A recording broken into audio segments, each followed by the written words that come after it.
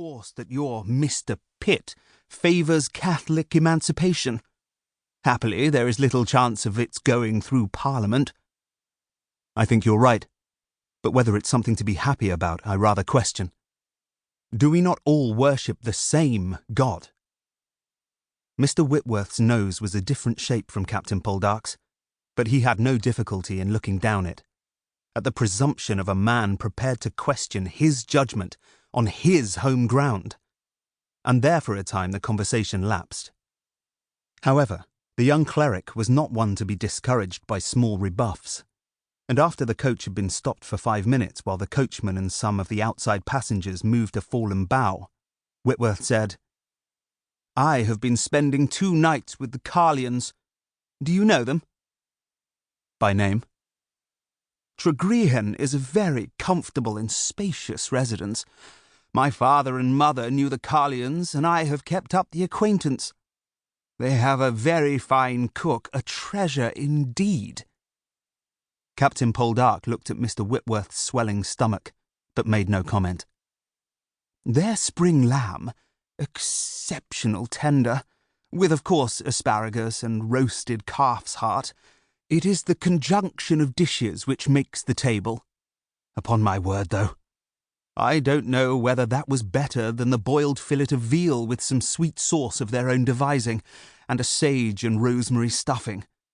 Constantly I tell my wife it is not the ingredients, it is the way those ingredients are put together." "I hope your wife is well." Here, at least, was common ground. "She has a moppish temperament. Dr. Behenna believes it now to be a disorder of the spleen.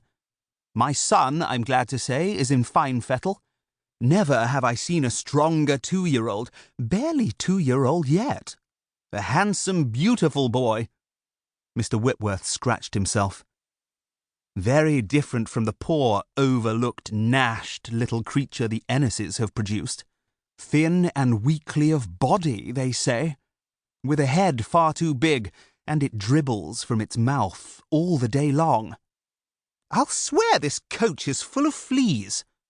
I have a delicate skin, peculiarly susceptible of fleas, and come up the size of a guinea at the least bite." "You should try Dr. Leach's fumigatory powder, sir," said the clerk, greatly daring. "It is used in the noblest houses." Whitworth stared the clerk down. "I'm obliged to you, sir. I had heard of it." The coach lurched on. 2. Ross thought, "My life seems to run in repetitive patterns. Long years ago, I forget how many, I came back from Bristol in just such a coach, a young man, limping and scarred from the American War, and had just such company. A clerkly sort of a man and his wife, but then they had a baby to hold, not a thin, pock-marked girl. But I shared that coach too with a clergyman. Hals, an old man now, whom I disliked almost as much as I do this one. And we sparred in talk, and got out disgruntled with each other. The time of year was different. October then. Yet today the leaves are lying about from yesterday's storm as if it were autumn already. And the only major difference, perhaps, is that then I was poor. And to be shocked when I reached home to discover how poor I really was. And now I am prosperous. And then I was about to receive the even greater shock of finding that the girl I loved was going to marry my cousin. And now I have a wife. Well, yes, I have a wife. But then I was young and full of astonishing vigour.